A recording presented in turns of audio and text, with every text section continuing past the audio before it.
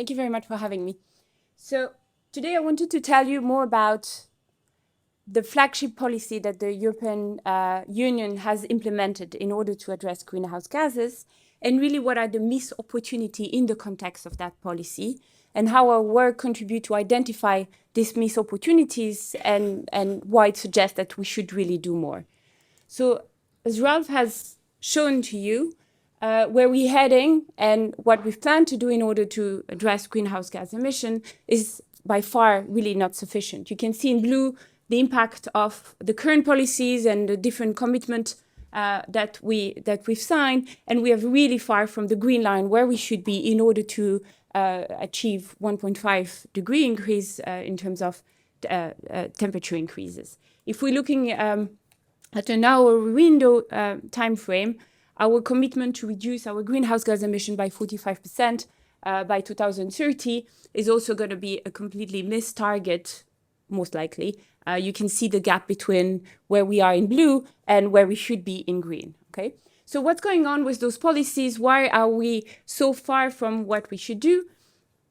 I'm going to tell you about this flagship policy and really why we should adopt a completely different perspective in order to really push for tougher policy that address greenhouse gas emission. So looking at the sources of greenhouse gas emission, I suspect most of you are familiar with this. What are the main sources? We keep talking about this. It's the power sector, the energy, generating energy and electricity is one of the major sources of emission, and the other is the industry. And in the context of the emission trading system that I'm going to present to you today, that's really the two types of sources that are being targeted and regulated by the emission trading system. So in blue at the top and in red, the industry. So what is the emission trading system? It's by far the largest scheme that has been implemented in Europe. People also call it carbon pricing. This type of carbon market, I'm going to give you a very brief idea in terms of how it works and why it's efficient.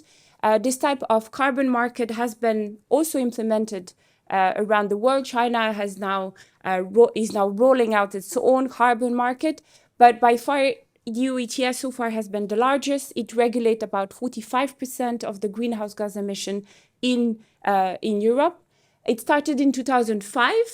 And you probably heard of the free allocation that firms were receiving in order to cover their emission. This free allocation have been reduced over time, and the whole cap became more and more stringent. So the amount of permit that were provided reduced over time by a magnitude of 1.7% initially and then 2.2% annually from now onwards. So it covered the power sector, industry. It also covered aviation, but I'm not looking at this in my research. I'm really looking at the industry and power sector. And just to give you an idea in terms of the number, it's a huge amount of money that we're collecting from the ETS. We're talking about 100 billion of euro in terms of money that could be used for innovation and other purposes. So when I'm telling you we have a problem of missed opportunity, let me just briefly define how the system works. So you have on the left-hand side, just as an example, an efficient power plant. And on the right-hand side, let's just assume that we have an older power plant that's less efficient. And for that power plant, the less efficient one, it's quite expensive to reduce its CO2 emissions. So what the carbon market does is that it allocates initial permits, and then firms have to make a choice. They need to decide, do I reduce my emissions? If it's cheap, that's what they're going to do. Or it's too expensive and I just cover my emission with a permit, or I just buy it from the market. Okay. So what happened is that we have a transfer from the efficient firms on the left-hand side to the right-hand side. And from an economic perspective, first, it's very efficient. First, because the policymakers have control of the entire cap. So compared to a tax, if you think of cigarette taxing, we have a tax and we don't know by how much people will change their behavior, right? They will reduce their cigarette consumption, but depending on their preferences, we don't really know what we're going to achieve.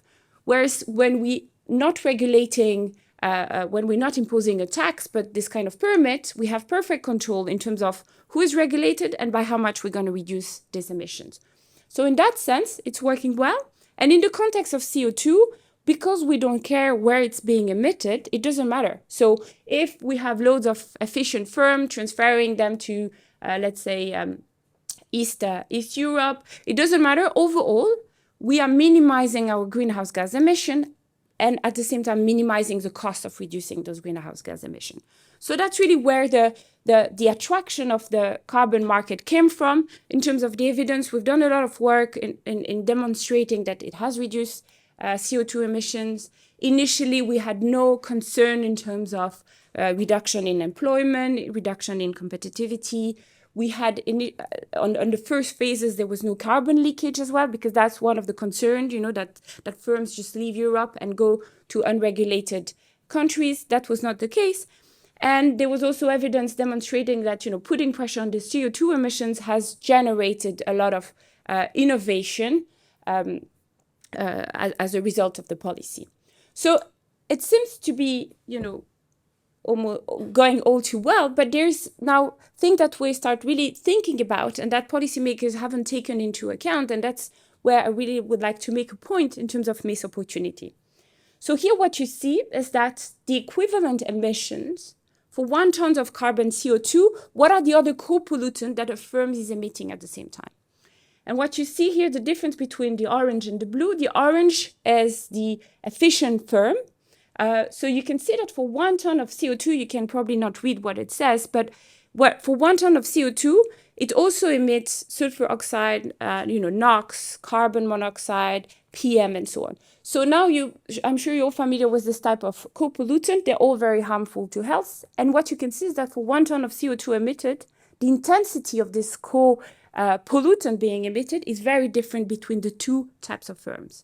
So the efficient one the orange one has a low ratio of other co-pollutant being emitted, whereas the inefficient one, for the same amount of CO2, emits quite a lot of dirty stuff in the air, right? So what we are doing in our research now is to say, okay, so this trade that we didn't care about, we were happy to reduce CO2 emission by minimizing the cost, no matter where they were taking place. Well, actually, it's not the same thing when we think about air pollution and air quality, right? We need to understand what this kind of policy do to the air quality in Europe and who is really winning and losing from this kind of implicit trade in terms of co-pollutant. And the reason why I say it's a missed opportunity is because what we find in general is that air pollution has improved as a result of the policy, but because we're not taking this into account, we're assuming it's zero, right?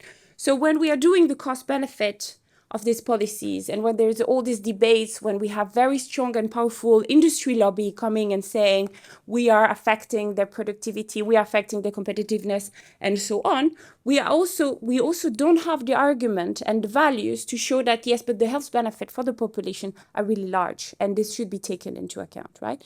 So I think the message here, if you have to remember anything, is that we have a missed opportunity by not taking into account all these co-benefits that would really justify tougher policies in order to address the CO2 emissions. So now, how do we do that? And the reason why probably this is not taken into account is that it's fairly complex in order to do it properly. So just to give you a brief picture of how we doing this into various projects, it's very data intensive. So what you see here is the map of Europe. The red is population density. And the dots represent the firms that are emitting, the regulated one and the non-regulated one. They all emit all sorts of pollutant in the air, in water, and soil. So we need to have information about all these firms. And what is very tricky to get is what we call the cost of the abatement cost. We need to be able to estimate it at the firm level in order to know what's the impact of putting a price on CO2. If I don't have that information, I don't know who's going to increase or decrease their emission. Remember the two firms that I've shown. So we can't just make general statement or using ex-ante analysis. We need to be able to derive at the firm level how they respond, each of them by sectors and really by the specificities to changes in prices. And once we have this, then in order to do it properly, we need to have atmospheric dispersion model in order to understand where the primary pollutant go and where the secondary type of pollutant are also traveling to, and who is actually indirectly affected by changes quite far away. So we're doing this very data intensive, a lot of hand matching, many years of my life. And just to give you an idea of how it looks in practice, what you see here, the red line, are the CO2 emissions by the firms that are regulated by the ETS, the emission trading system. So you can see that before the introduction of the policy in 2005, they tend to be, large emitter. That's why they're regulated. And you can see that with respect to the blue line, which are the non-regulated firms, generally smaller, we can see that the regulated one have reduced their CO2 emission on average. Now, how do we derive the co-pollutant effect? So we have a whole model that allows us to simulate what happened at the firm level. And then what we're able to see is that, okay, for changes in the CO2 prices, what has happened in terms of air quality? And what you can see is that first, the bars are negative. So air quality has improved over time, really pretty much everywhere. And there are also some possibly unexpected effect. You can see some bars are small and positive, which tells us that for industry, or especially power plant, for which they were not CO2 intensive, if you think of gas, for them, pricing CO2 had less of an effect, and they kind of overcompensated for the demand in energy. And so if you're thinking you're living close to a power plant that tend to be clean, well, actually this power plant has taken over the demand and might have actually polluted slightly more in terms of air quality. So we can aggregate this up. Here it's a bit aggregated so you can see something. And we're able to talk about the winners and the losers of the policy. You can see that we are not in a good position in London because we tend to have industries that have taken over, and overall the impact of their policies has worsened the air quality where we are. Now, why is this a missed opportunity? Well, we can look at the cost of the policy, which is very straightforward. It's the price of permit and how many units we've reduced. And then we can look at the benefits. And the benefit can be estimated in terms of monetary equivalent of health benefit. And if you have to remember a number, it's 8 times. At the moment, in the current draft that we have, the benefits outweighed by 8 times the actual cost. So really supporting the idea that we need to roll out much tougher regulation, including many more sectors, because at least the population really benefits from that. And then just to give you a flavor of what we're doing in practice, so we are modeling those local emissions, and we're combining it with a chemical transport model in order to really have a good assessment in terms of where these emissions are traveling to, who is impacted, what are the different interactions. We all know now it's not linear, this concentration effect and how it impacts health. So we're able to simulate that, and we can also predict the number of premature deaths avoided thanks to the policies. And you can see here the primary pollutants that are really driving this effect, and without surprise, NOx, SOx, and ammonia is really the main pollutant that have been reduced as a result of the policy, and that has delivered the greatest health benefit in terms of air quality. So to conclude, what do we need to do is take into account that this policy really have non-homogeneous effects on the population. We might have losers and winners, as I've pointed out regularly. And we need to do much more in order to mitigate our greenhouse gases emissions. And for that, we need to adopt a much broader perspective.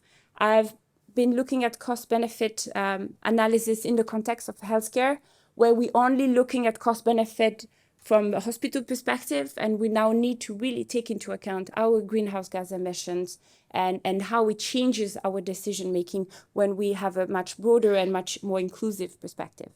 Thank you very much.